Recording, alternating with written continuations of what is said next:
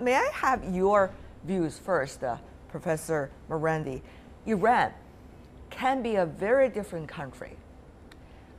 We have learned the recent result of the parliamentary election. We have also learned the gradual lifting of sanctions toward Iran. How much momentum do you think all of these internal and outside changes could eventually bring Iran a new position in terms of its relations with China? Yes, I think the very fact that Iran can repeatedly hold elections in the country for parliament, the presidency, local elections, and otherwise shows that Iran is a very stable country, a very dynamic country, and this can happen in a country, the fact that this can happen in a country that is surrounded largely by chaos, civil wars, and family dictatorships, I think reveals that Iran is a partner that can be relied on. It is the rock of stability in this region. And in addition, I think that the nuclear agreement between Iran and the P5+1 gives a greater opportunity for countries like China, as well as others, to do trade with Iran. And thirdly, I would also point out that in the region, Iran is now being seen by the populations. For example, here in Beirut, I'm at a conference where one of the central themes is Wahhabism and the threat of Wahhabism. People are seeing Iran across the globe as being the main protector of the minorities and the people in this region against extremism. So I think putting these together shows that Iran is a very good partner for anyone who wishes to do trade. What about the lifting of sanctions?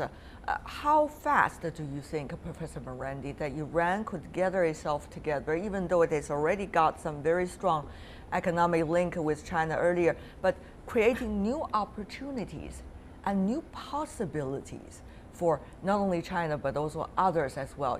You have got your own multilateralism, just as China is also developing its own strategy on that point as well. Professor.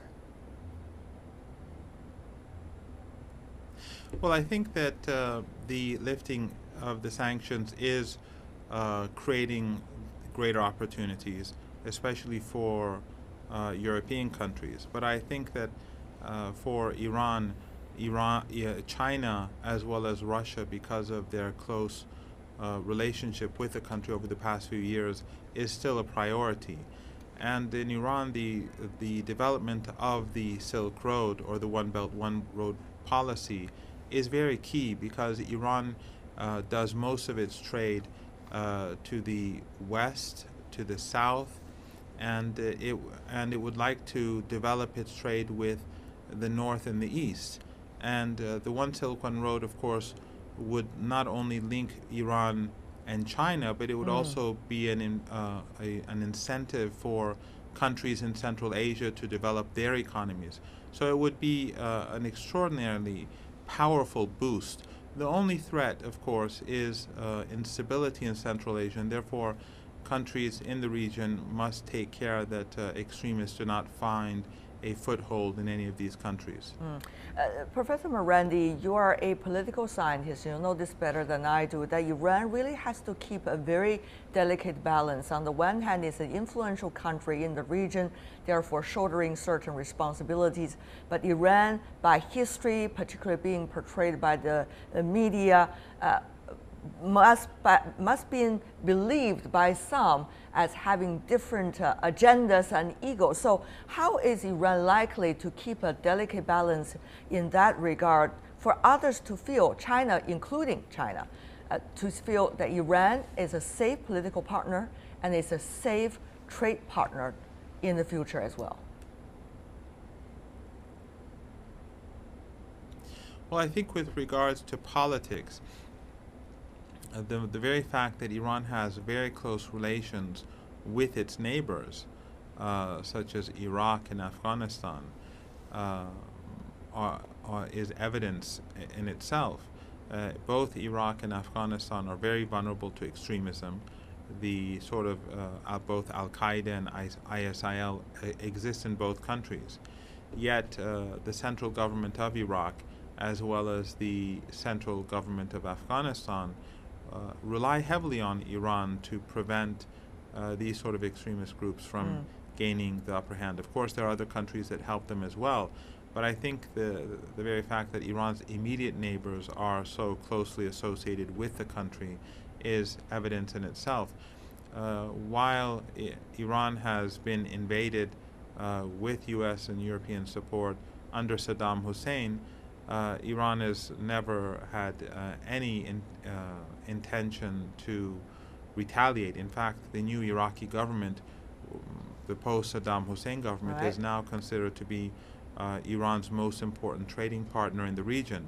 So the fact that Iran can develop ties so quickly and so extensively and create an alliance with the country which was at war with it just a couple of days ago, I think itself is evidence enough. We see a very confident Professor Marandi with his country's future, of course. But it is not just Iran, which is an interesting case study to have along China's Belt and Road initiatives. There are also other countries who traditionally with China, even in history, many fascinating stories. And of course, what I'm talking about is Italy. Focus on Italy for now, which sits at the end point of the maritime Silk Road. The friendship between China and Italy dates back hundreds of years when Marco Polo embarked on a trip to Asia, during which he spent 17 years in China. His reports helped familiarize Italian people and also the Europeans with Chinese civilization. And then during the Ming Dynasty, Italian missionary Matteo Ricci also came to China and was one of the first promoters of Catholicism in China. He formed a cultural bridge between the two countries. These are all very, very important history for the two countries. Of course, now we have outbound investment coming from China to Italy. Therefore, let me go to you, Mr. Casarini. History is there, but the thing is, how can we make a new version of history? How much can the Road and Belt initiatives likely to help with that from Italian perspective? Well, first of all, thank you for having me at in this program. And that's an important question. The Belt and Road is possibly China's biggest diplomatic and geopolitical initiative in decades. And Italy, as you mentioned, stands in a very particular position at the center of the Mediterranean. Now, how can we make a win-win situation whereby Chinese investments are coming towards the Mediterranean and Europe, and so the thing could be beneficial for both? But essentially, it's about to create those conditions whereby the investments from China create jobs and opportunities in Europe. And this is what it is happening right now, especially in Italy. There has been a great inflow of Chinese investments in the last years. But it is also the other way around. The Belt and Road is not only about investments and infrastructure, it's also about people, connectivity between people. You mentioned Marco Polo and Matteo Ricci. Nowadays, more and more young people, students from Italy, other parts of Europe, go more and more to China, Chinese students. And other people come to Europe. I think this is also another important aspect of the Belt and Road, connectivity between people. Right, connectivity, yes, indeed. But it is no secret that European countries, Italy, for example, has been experiencing some dramatic economic challenges over the years. The question is also not only about opportunities going into Italy, but rather how Italy is likely, with the help of Belt and Road initiatives, catching the opportunity and reinvent yourself. On that point, I know Europeans love to debate, Dr. Casarini. I wonder whether there are similar debates going on in your countries as well. Yes, yes, you touched a very important point, the reinvention of a situation, given the possibilities provided by the Belt and Road. I'll give you two examples. One's infrastructure, but the other one is logistics. Italy is full of ports, and now, for the time being, there has been the direction investments has been to Greece, like in the port of Piraeus, and to some extent to Spanish ports. Now, Italy stands to benefit in providing the political and economic conditions to accept the Chinese investments in Italian ports. That's an important element for Italy to reinvent itself, to become again what has traditionally been in centuries the heart of the Mediterranean. And another element is, of course, as I mentioned before, connectivity between people, tourism, the tourist industry. Now, more and more Chinese people go abroad, and as we know, Italy is possibly one of the most visited countries, and the country that houses the largest amount of treasures when it comes to archaeology, museums, etc. So again, here we have the possibility. Now, the problem is the political level, because there are some parts of the population that have negative attitudes towards China. So the importance at this point of having the political elite to be able to indicate that there are huge benefits and those concerns which are inevitable that need to be managed. But I think nowadays the opportunities still surpass the drawbacks. Ms. He, you've been attentively listened to your two other colleagues earlier. That's from their perspective. Yes. But what about from China, when China is developing this multilateralism? You see Belt and Road as an interesting example. The Belt and Road initiatives go along regions in which there has been enormous prosperity, multilateral, multicultural rather, but at the same time, some political ups and downs, geopolitical complexes, wars involved. Meanwhile, there has also been economic challenges, just to mention a few. How would China be able to deal with all of this? After all, China cannot dictate what others can do, could only be of support with the willingness of the others. So that puts China in a very interesting position that it has to sharpen its skills and capabilities. Right, you are very right. You know, in Chinese words, there is a very interesting word called 危机, pronounced in the Mandarin, which means the opportunity always hands in hand with these challenges. So you are quite right. You're all the way around this one belt, one road. You can see the political situation, some area is not so stable. As our Iranian friend said, Iran has been surrounded by those countries now with some chaos. So, but that couldn't, prevent those Belt Road Initiative marching forward.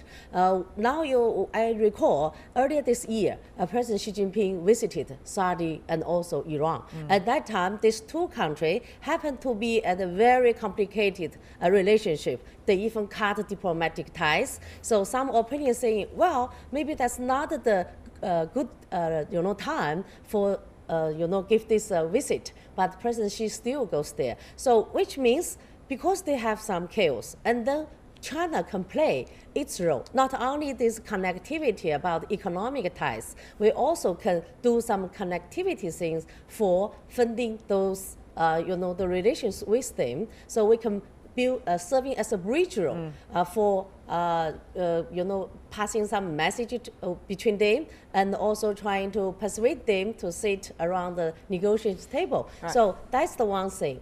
I think another connectivity, I fully agree with our Italian colleagues, that's the connectivity of people. So Chinese tourists now not only goes to United States, goes to South Asian countries, so also go to Iran, go to Italy. I have been to Italy 3 times. So it is so gorgeous. I think, the experience. All right. So many wonderful places. Okay, enough promotion for one country. Yes. So let's move on to the topics. So Professor Marandi, of course, Mr. Casarini is very happy for the moment, but let me also make Professor Marandi involved as well. Professor, China's strong point to Iran, for example, and others as you see it, is it the basic economic ties, or is it the ever-rising role of China into geopolitics of the world? Which one do you think is the most fundamental and most sustainable?